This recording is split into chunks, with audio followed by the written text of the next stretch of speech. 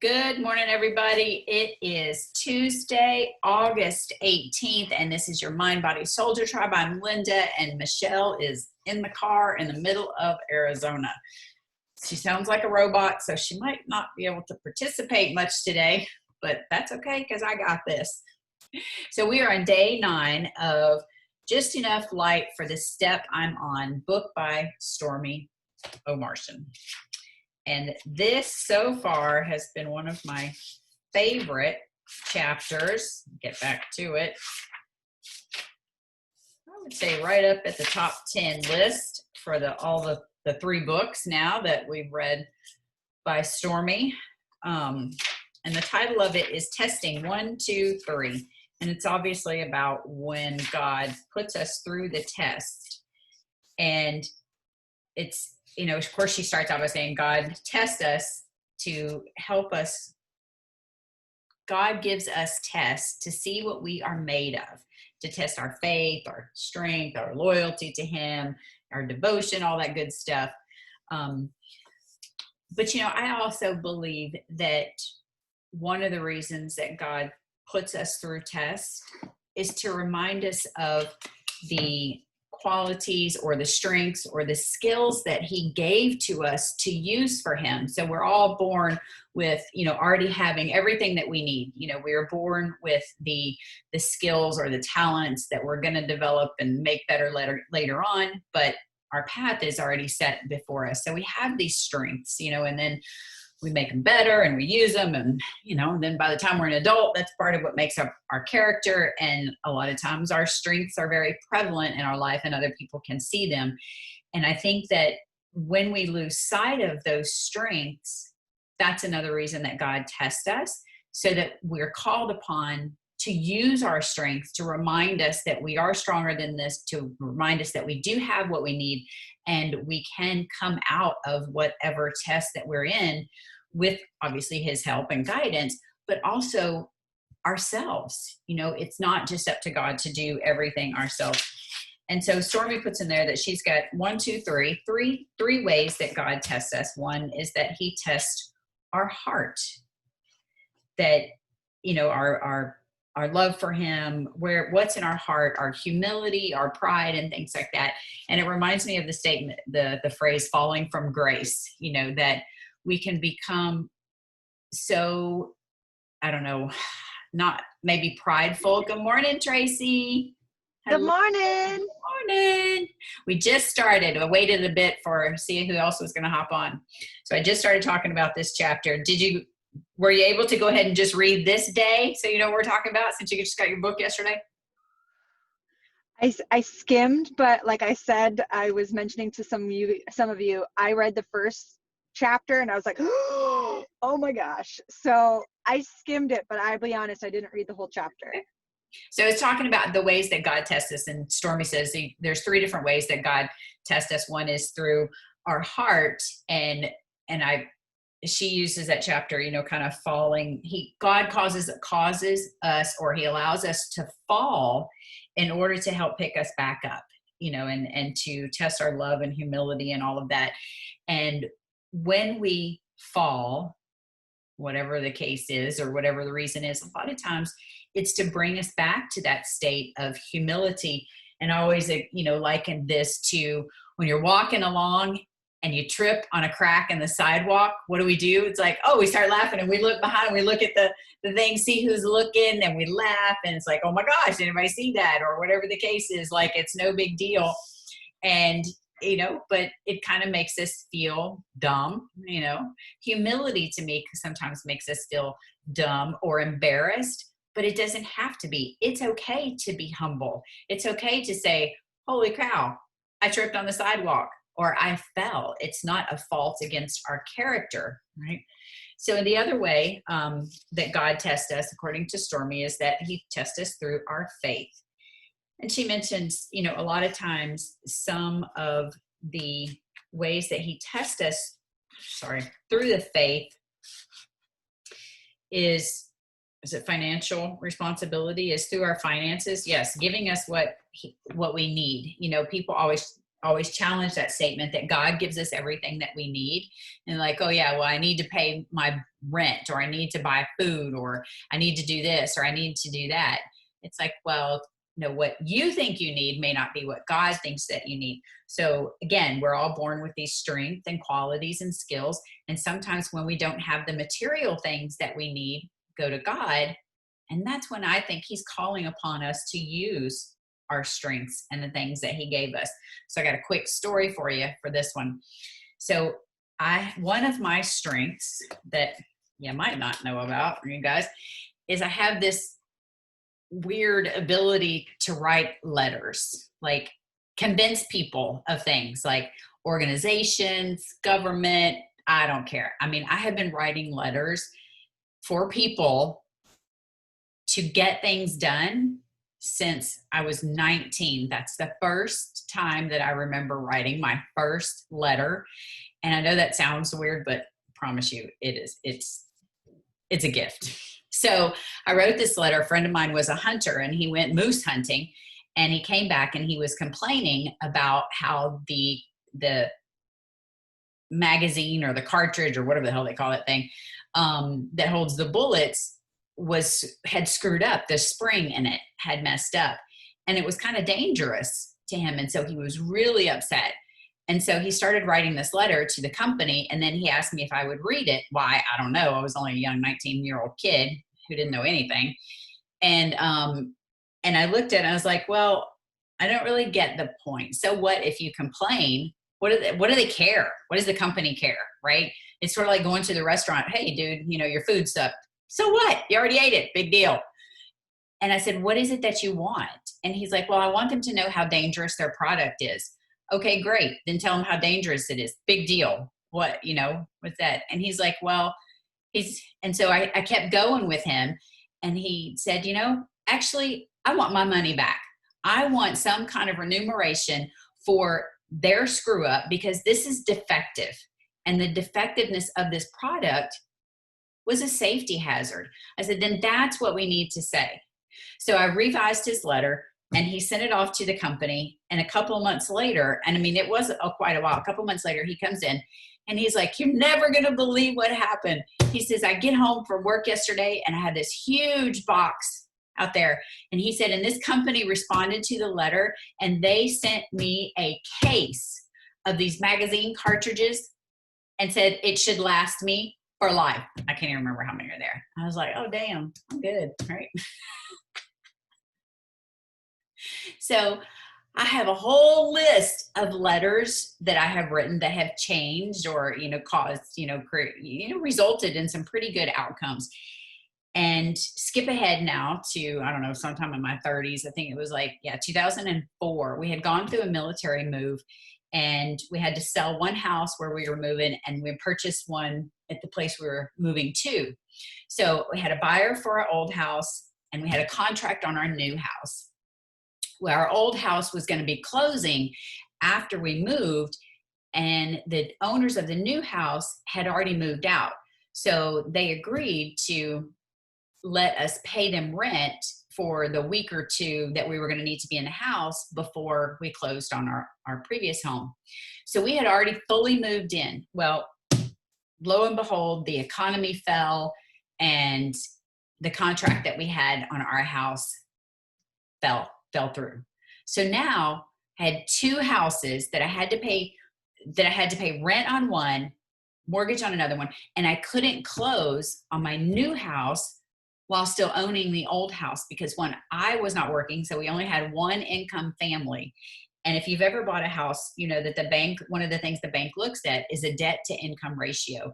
And it's usually around 20, 25, 28% or something like that, that your debts can't be more than, let's just say, 25% of your income that you bring in each month.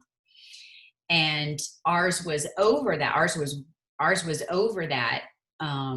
With the other house, it was well over it, because when you put those two mortgages together, you were looking at about $4,000 a month in mortgages. And the bank was like, yeah, no way. So we were trying to sell it. meanwhile, the owners in the house that we had moved into now, weeks and weeks and weeks, and we're coming into months now, it's gone by. Meanwhile, I am just devastated, floored. What's going to happen? I'm looking for a job. What am I going to do? This was before I was educated or, in my career field.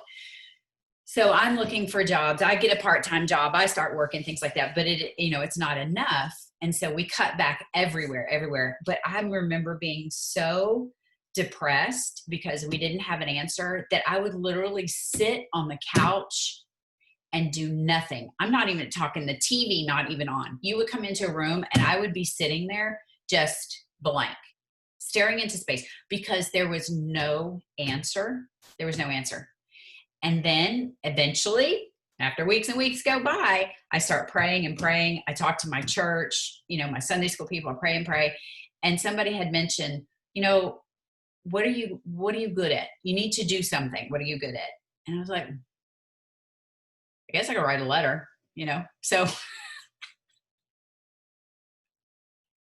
I wrote a letter to the bank, to the lender, about my situation and this and that and blah, blah, blah, and all these things. And they called me when they got the letter, and the bank, the credit union, went ahead and approved us to close on our new home while still owning the old home with no contract. I had no renters in it. And our debt to income ratio was 65%. So our debt's going out, and now they don't include things like food and clothing and all of that. All they include are like your really liable things. So your mortgages, your cars, your loans, and your credit cards. That's it. Everything else is kind of extra. And your HOA fees. Anything that could come back and hurt your credit or a lien on the home, your collateral, is what they look at.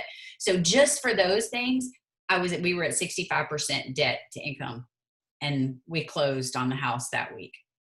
So my lesson in life moving forward from that is that I believe sometimes they always say that, when God sometimes knocks us down because he needs to get our attention. And I believe that those qualities and skills that we were given and we were cultivated in us through life and that we need to be using to do his work, that's one of those things that God is trying to get us to call attention to remember, what are our strengths? Are you using them? Our strengths are not to control everything that he's trying to do. It's to do what we can given what we have. So there's my rambling again.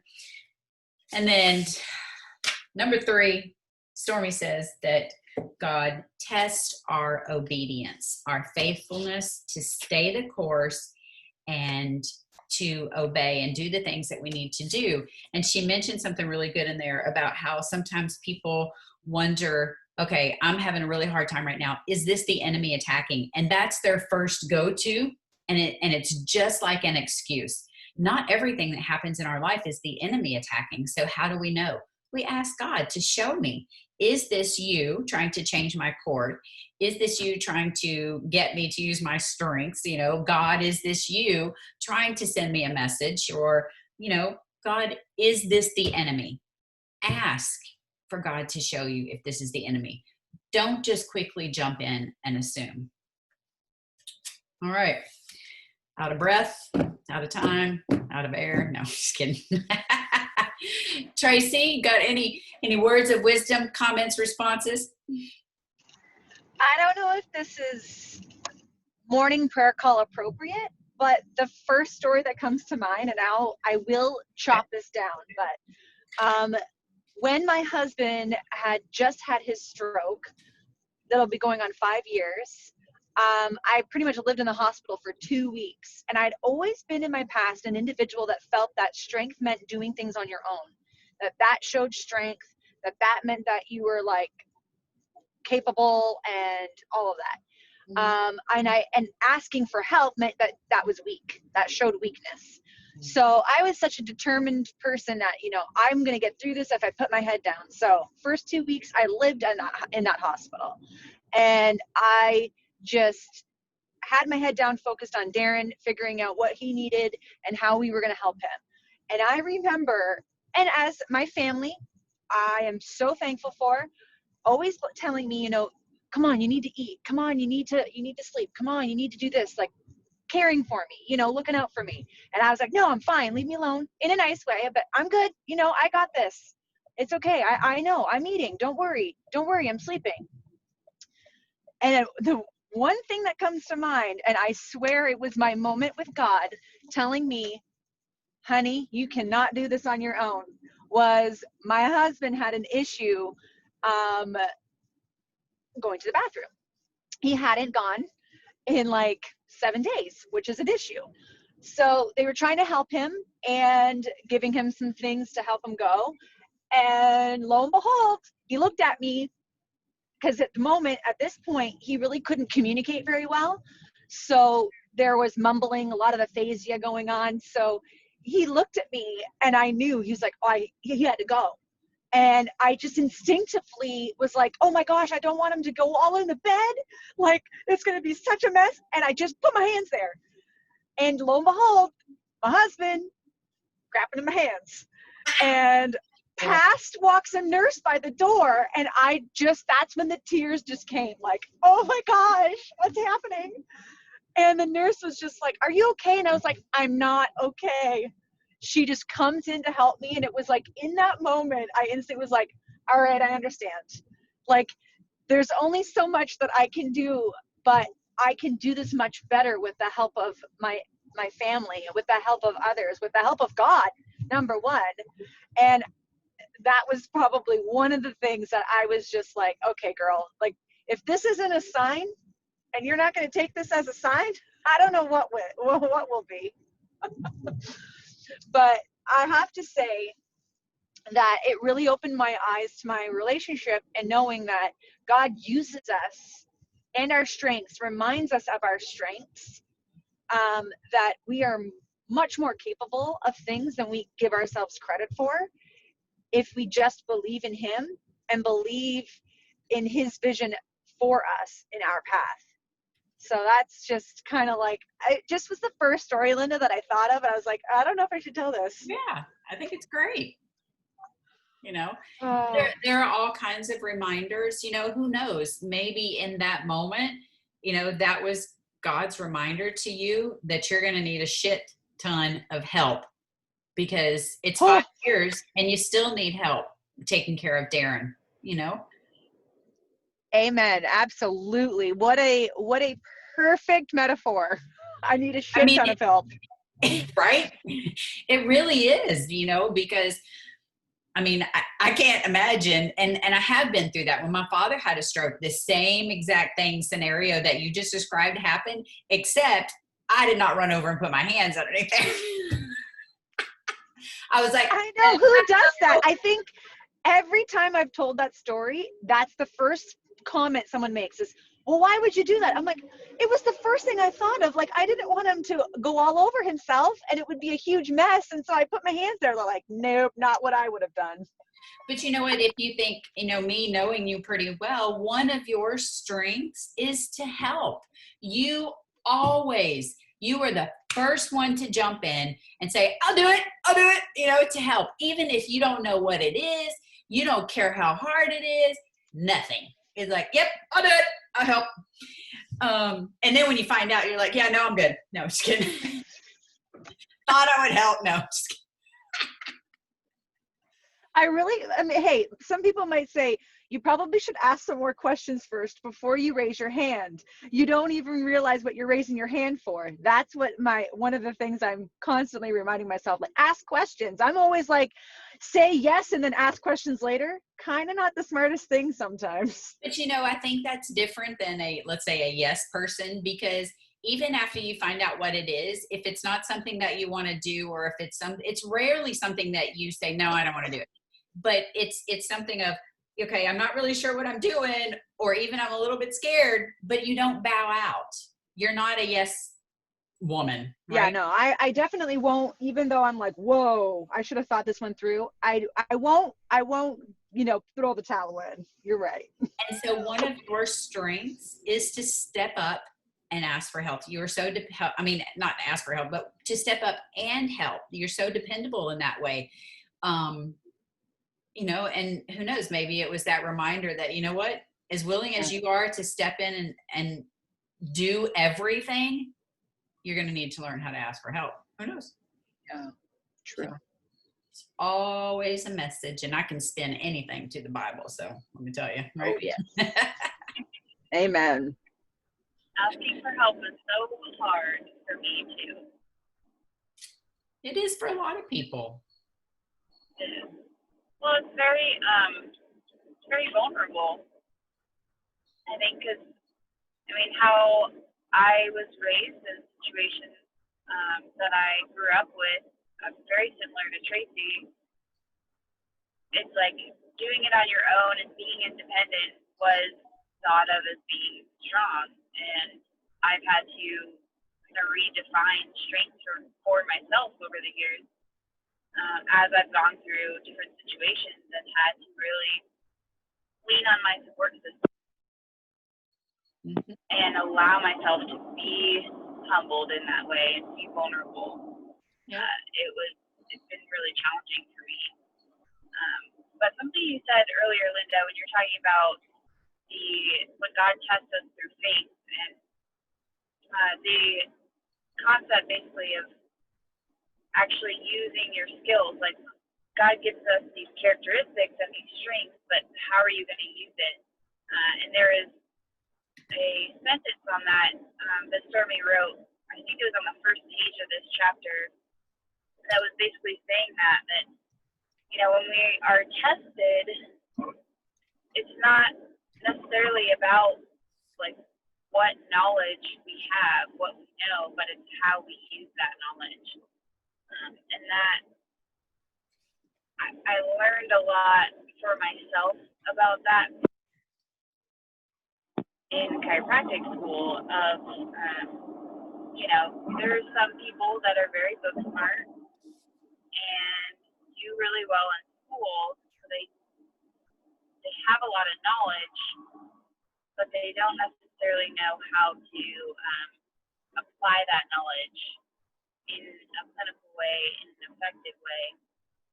And so I'm always reminded of that, like not just focusing on gaining knowledge and gaining like the book smart, but how do I apply that? How do I implement things into my life in a practical way that's actually going to serve me? Absolutely. It's how do we apply that in a practical way, to get on our path or to make change or to influence somebody or to help somebody, So just never know. Who knows? Who knows? Maybe that letter that I wrote for that shotgun thing made them look a little harder at the quality of their product so that nobody did get hurt. Never know. Never know. All right. Well, how about we say a little prayer? Don't bow your head if you're driving. Michelle. No. Dear Lord, grow me up in your ways and lead me in your will. Help me to become so strong in you that I will not waver or doubt. Make me to understand your word and your directions to me. Test me, O Lord, and try me. Examine my heart and my mind, for your love is ever before me, and I walk continually in your truth. I want to pass successfully through any time of testing you. Bring me to what is up with this sentence. We're going to skip that one. It don't make no sense to me whatsoever. I don't want to wander around in the wilderness going over and over the same territory because I haven't learned the lesson. I pray that I will always have a teachable heart that recognizes your hand in my life and soaks up your instruction. Help me to trust your timing. Establish in me an unwavering faith so I will know that when I walk with you, even the refining fire provides the perfect light for the step I am on. Dear Heavenly Father, thank you so much for allowing us to come together every day that we come together. Just it just turns on another light inside of me, and it makes me think, what else can I do today? What else can I do? Who else can I help? What else can I contribute to this world or to my kids' lives or anything like that? How can I even make my own life better? And it gets me thinking and stimulates that. It also brings a sense of gratitude for all the things that I'm thankful for, especially these two ladies, Tracy and Michelle.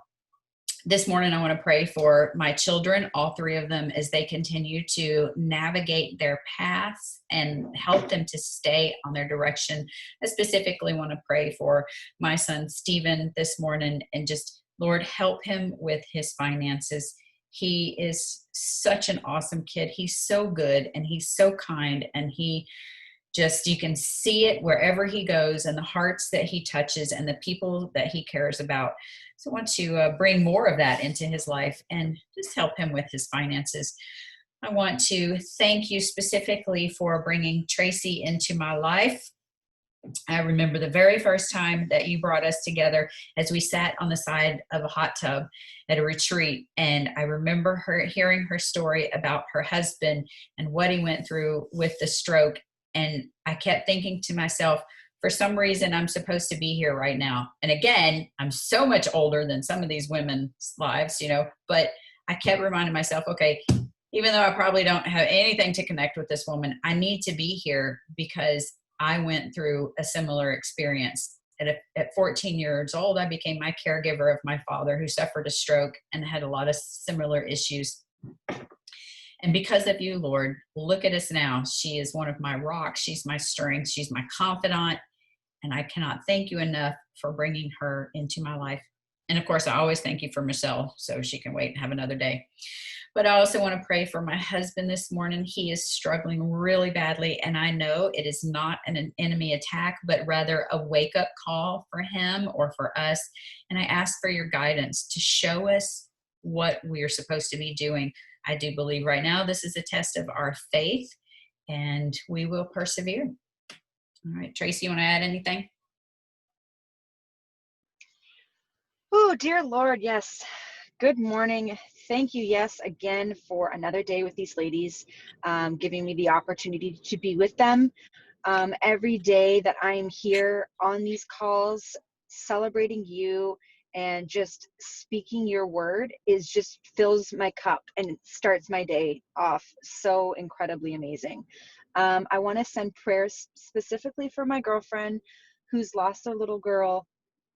It's been a few weeks now, and the pain is not any less and it's not any easier. So I want you to remind her again that you're there for her, that you're there with her through this, that you have their little baby Elsie in your arms, and that she is in a place of love and comfort now. And just be with them, be with their entire family. My heart breaks. So, and reminder that I'm here for her as well. I just want to send some extra prayers out for my hubby. Remind him that he has a voice, remind him that he can speak up, and remind me to hear him when he does. Sometimes I find I just let it fall on deaf ears, and I need to be reminded to be open to hear him and his needs in the moment. I want to also pray for some of my ladies at work that are struggling. You know who they are, you know their struggles. So keep them in your arms and help them, guide them through this struggle and this difficult time. I want to send some extra prayers really quickly out too for my family, all my siblings and their wonderful children and their big decisions happening right now with school. I know this is so hard. I know so many of my girlfriends and my family themselves are struggling with decisions on what to do and what path to take, and just remind them that whatever they decide is going to be fine and going to be the right decision. All right, Michelle, do you have anything you'd like to say?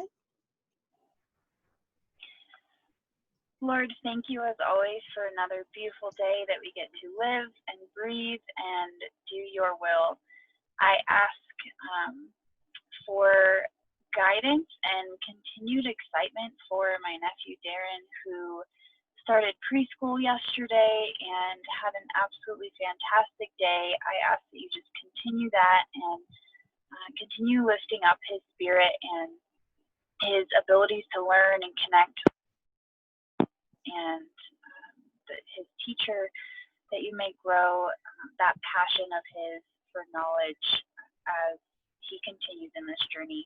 I ask for prayers for myself and Sean, that we continue to better our communication and continue to grow our foundation in our relationship and point it back to you. And I also want to pray specifically for Sean that you allow him to have peace and know that he is enough because he's your son, Lord. I really love that line in Stormy's prayer at the end where she's saying the light from the refining fire is enough for the step I'm on. That touches my heart so much, Lord, and I thank you for that reminder, because when we're in those times of being refined by you, it can be challenging. We need to remember that that light is what we need in that moment for the step that we're on, for the growth that we are going through, for the strength that you are building us for. Thank you again for this beautiful day, and allow us to make it productive and joyful. We ask all this in your name. Amen. Amen. All right. Awesome, you guys. Thank you so much for coming. Join us every day, Monday through Saturday, 9:30ish Eastern Standard Time. And still working on the book, Just Enough Light for the Step I'm On. And we're out.